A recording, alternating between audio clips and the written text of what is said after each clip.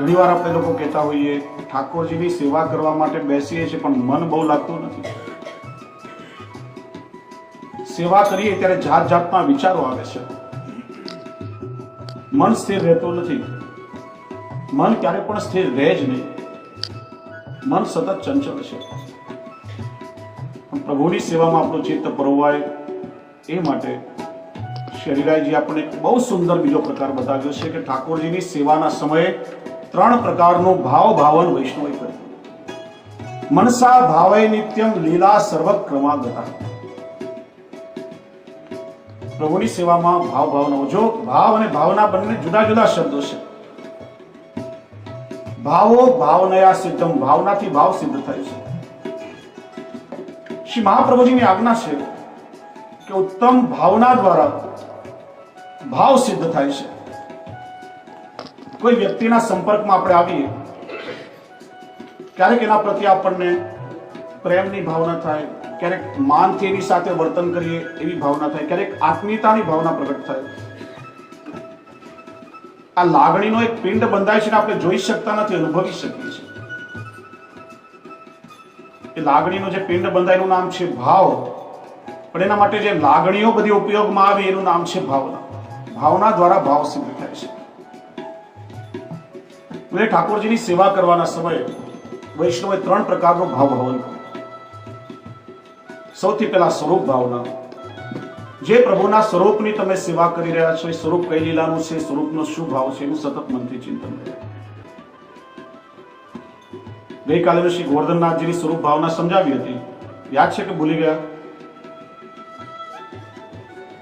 ભૂલી ગયા? મોટા ભાગના લોકો સમજે છે આમ સિરિયસ છે ને, ગોવર્ધન ધારણ કર્યું સ્વરૂપ છે, પણ એ સ્વરૂપ ગોકુલનાથજી છે.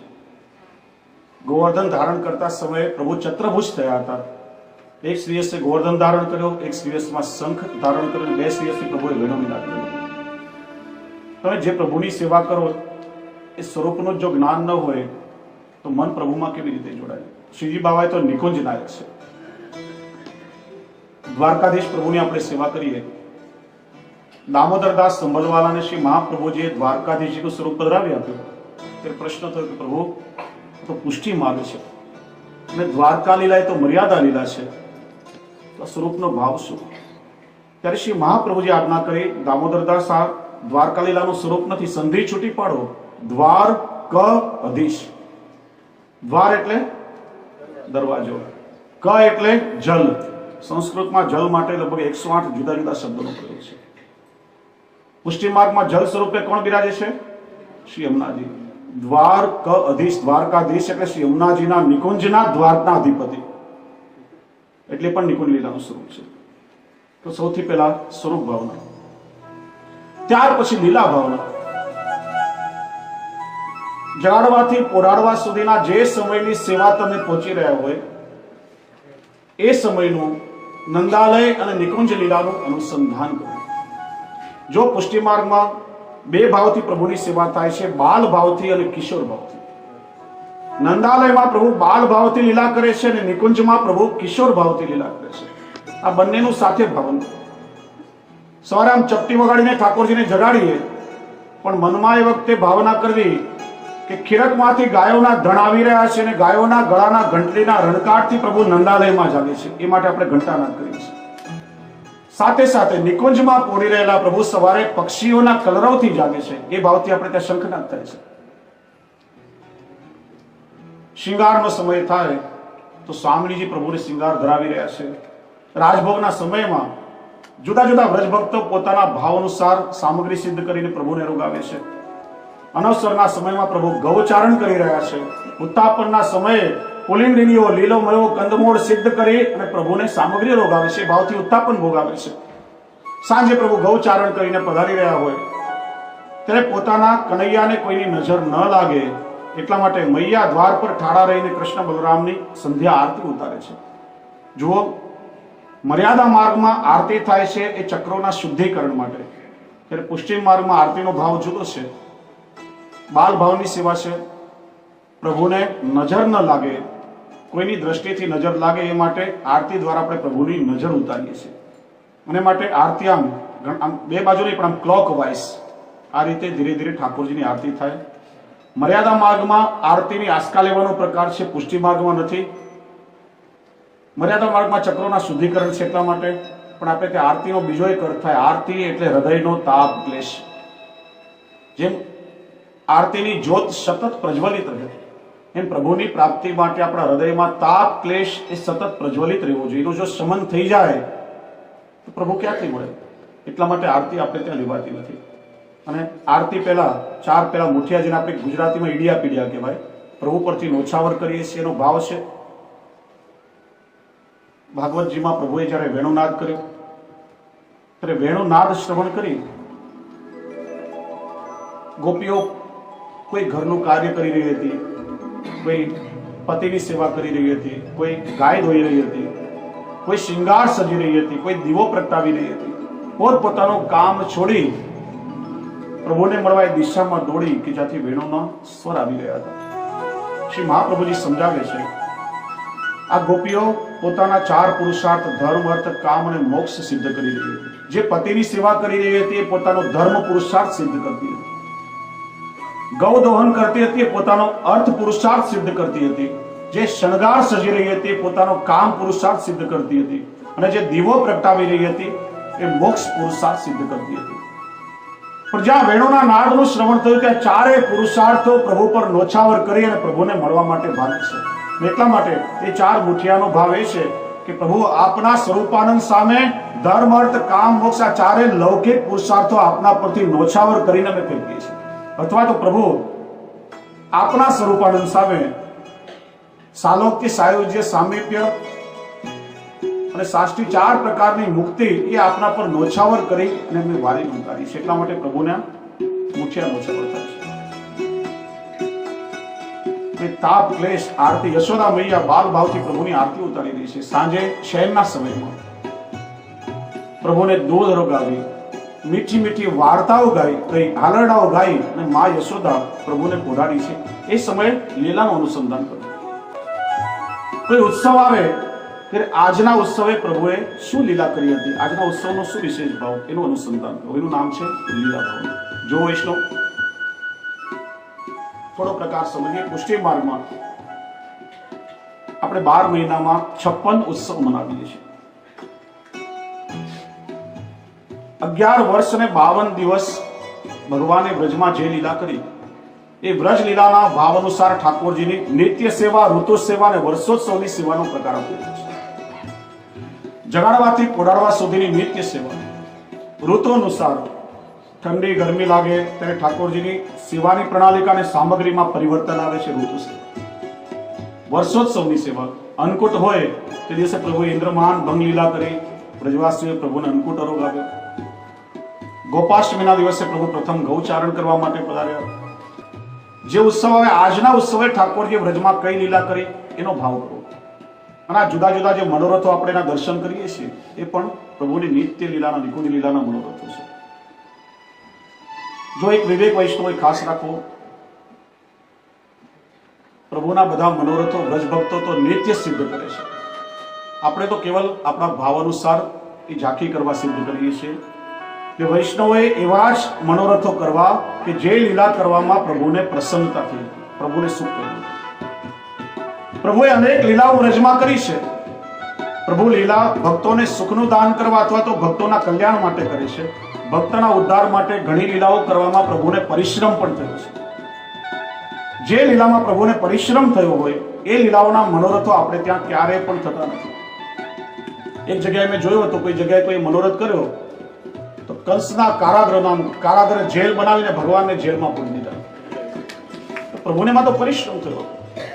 મને એક વાર એ પૂછ્યું કોઈએ કે કૃષ્ણને પ્રાગટ્ય જો લેવું હતું તો ભગવાન મહેલમાં કેમ નહીં, જેલમાં કેમ પ્રગટ્યા? મેં કહ્યું ભગવાન તો ગમે ત્યાં પ્રગટી શકે, પણ ભગવાન જેલમાં પ્રગટ્યા એવું નથી. આપણે બધા જ જેલમાં છીએ. ફરક એટલો કે પેલા જેલની આગળ લોખંડના સળિયા હતા ને આપણી આ સંસારની જેલ સામે કામ, ક્રોધ, લોભ, મોહ, મદ અને મત્સરના સળિયા છે. પેલી જેલમાંથી છૂટી જવાય, પણ આપણા જેવા સંસારી જીવોને આ સંસારની જેલમાંથી મુક્ત કરવા માટે ભગવાન જેલમાં પ્રગટ થયા છે. જેલના બંધનો તોડીને ભગવાન બહાર નીકળ્યા ત્યારે જ બધાને પ્રતીતિ થાય કે હું તમને આ સંસારની જેલમાંથી છોડાવવા માટે આવ્યો છું. અઘાસુર વધ, બકાસુર વધ, કાલી નાગદમન, આ બધા લીલાઓના મનોરથો આપણે ત્યાં ક્યારેય પણ થતા નથી. પ્રભુનું સુખ વિચારી કે જે લીલામાં પ્રભુને પ્રસન્નતા થઈ એ લીલાના મનોરથો થાય છે. અને એટલા માટે જ રવિવારે 56 ભોગ છે. 56 ભોગનો ભાવ શું? ધ્યાનથી સાંભળો. પહેલી વાત તો એ કે 12 મહિનામાં 56 ઉત્સવો છે. આપણે ત્યાં ઉત્સવો કે મનોરથોમાં કેવલ મનોરથો સુકા થતા નથી, પણ જે ભાવથી મનોરથ કરીએ પ્રભુને તો પરિશ્રમ થાય છે. એ પરિશ્રમ નિવારણ માટે એ ભાવની સામગ્રી આપણે પ્રભુને રોગાવીએ છીએ. લૌકિક સંસારમાં રચ્યા પચાર્યાથી ક્યારેક સામગ્રી રોગાવવામાં એ ચૂક થઈ જાય, ન્યૂનતા રહી હોય, તો 56 ભોગ દ્વારા 12 મહિનાના 56 ઉત્સવોના વિવિધ ભાવની સામગ્રી આપણે ઠાકોરજીને રોગાવીએ છીએ. મને આ ક્વેશ્ચન અમેરિકામાં કોઈ પૂછ્યો, 56 ભોગ એટલે 56 સ્વીટ્સ? સામગ્રી સાથે સંખ્યાને મતલબ નથી, એના જુદા જુદા ભાવ છે. બીજો ભાવ એ કે વ્રજ છે 8, 16 અને 32 પાખડીનું 56 દલ કમલાકાર વ્રજ છે. અને વ્રજના દરેક દલમાંથી આ વ્રજ કમળનો મનોરથ થશે, એ જ એનો ભાવ છે. જુદા જુદા 56 પ્રકારના વ્રજ ભક્તોએ પોતાના ભાવરૂપ અરોગાવેલી પ્રભુની સામગ્રી. એનો આધિભૌતિક ભાવ એ છે કે જીવાત્માની 84 લાખ યોની, છેલ્લું માણસનું શરીર કર્મ પ્રધાન છે. એમાંથી માણસ બંધનમાં બંધાઈ પણ શકે અને ભવ બંધનમાંથી છૂટી પણ શકે. માણસની યોની બહાર કરો તો બાકી કેટલી રહે? 83,99,999. 83, 8 ને 3 11, 9 5 45, 45 ને 11 56. કે મનુષ્ય યોની દ્વારા 83,99,999 યોનીનું કર્મ ફળ આપણે 56 ભોગ દ્વારા પ્રભુને અર્પણ કરીએ છીએ, કે જેનાથી 84 લાખ યોનીનો જન્મ મરણનો એ ભવ ફેરો છૂટી જાય. એમ જુદા જુદા ભાવ છે. તો એ રીતે લીલા ભાવના. અને ત્રીજો પ્રકાર છે ભાવ ભાવના. ઠાકોરજીની સેવામાં ઉપયોગમાં આવતું તમામ સાહિત્ય ઇત્યાદિ અલૌકિક ભગવત સ્વરૂપે છે. એમાં ક્યારે લૌકિક ભાવ નહીં રાખો. પ્રસંગ આવે છે, ગોકુલમાં શ્રી હરિરાયજી પોતાના પરિવાર સાથે બિરાજે. જન્માષ્ટમીનો ઉત્સવ આવ્યો.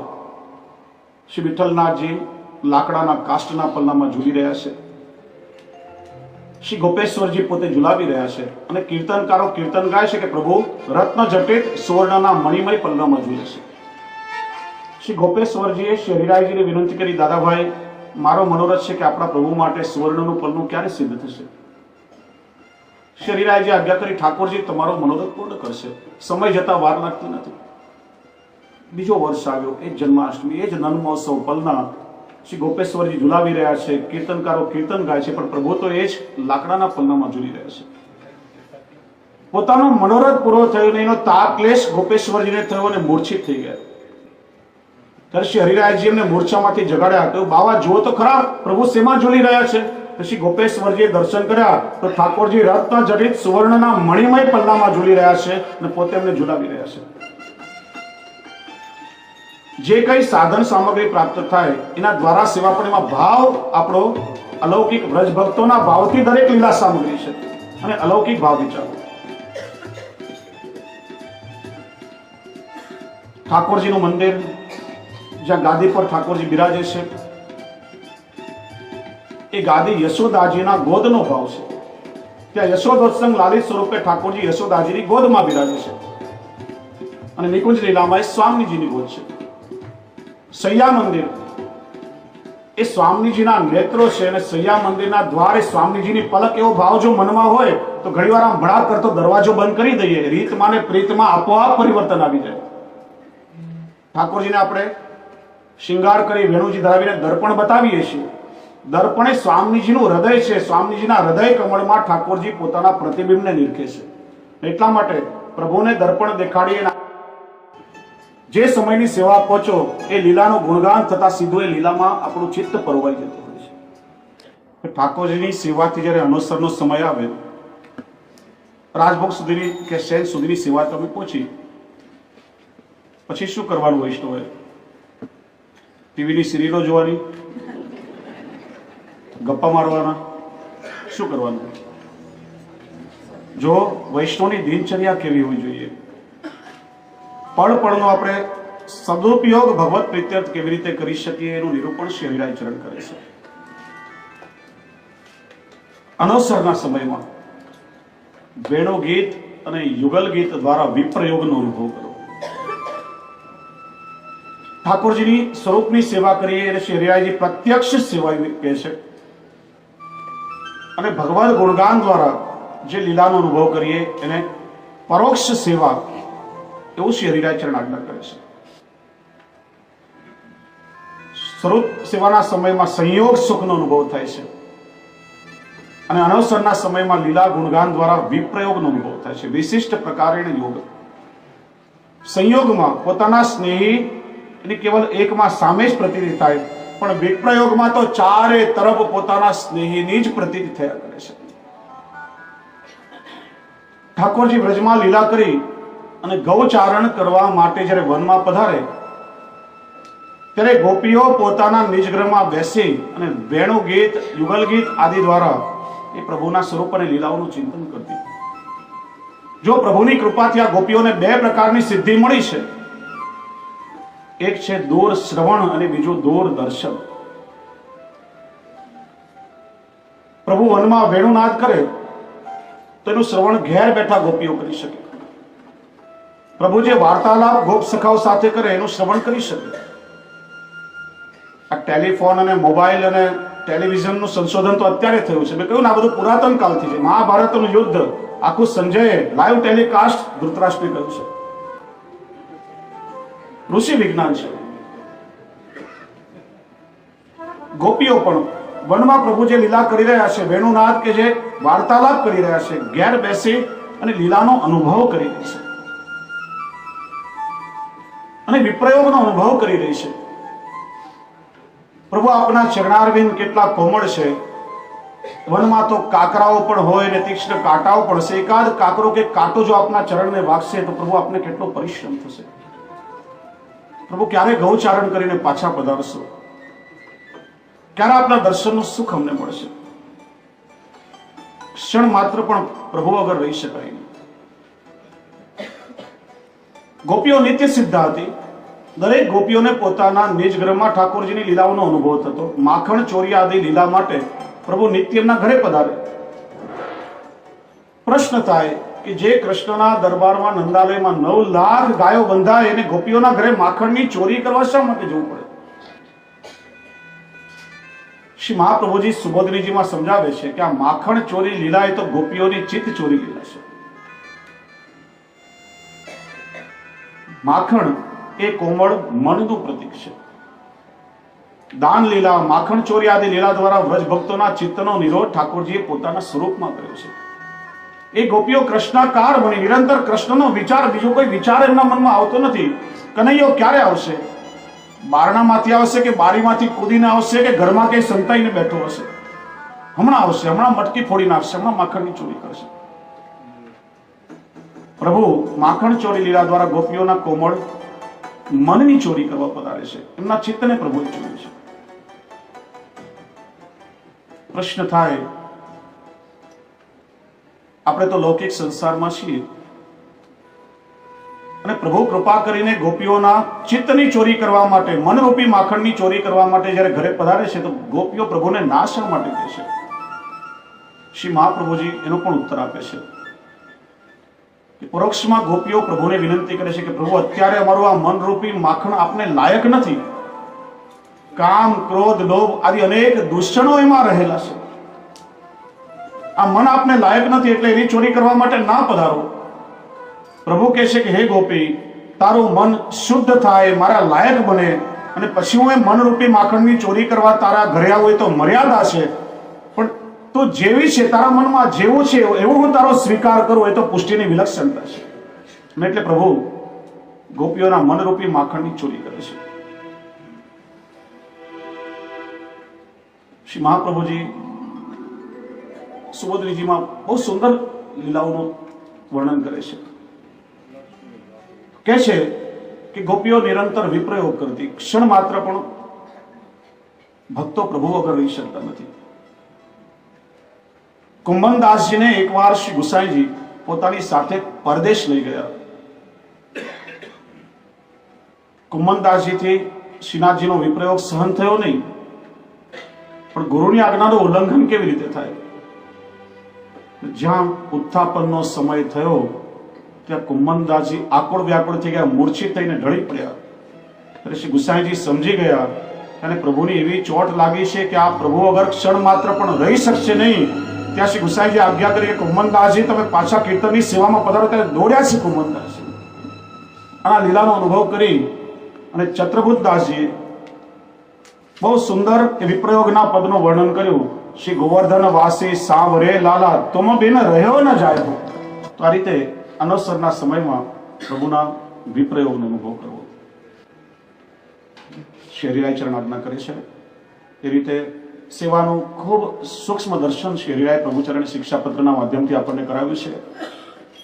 શ્રી મહાપ્રભુજીએ સેવા માર્ગ પ્રગટ કર્યો, શ્રી ગુસાઈજી આ સેવા માર્ગનો પ્રકાશ કર્યો. એનો વિસ્તાર શ્રી હરિરાય પ્રભુચરણે પોતાના ગ્રંથો દ્વારા કરી સામાન્યમાં સામાન્ય જીવના હૃદયમાં ભાવ દ્રઢ થાય એવી કરુણા આપણા સૌના પર કરી છે. એટલા માટે શ્રી હરિરાયજી શિક્ષા સાગર પણ કહેવાય છે, કૃપા સાગર પણ કહેવાય છે અને દીનતા સાગર પણ કહેવાય છે. ત્રણ સાગરોનો સંગમ છે.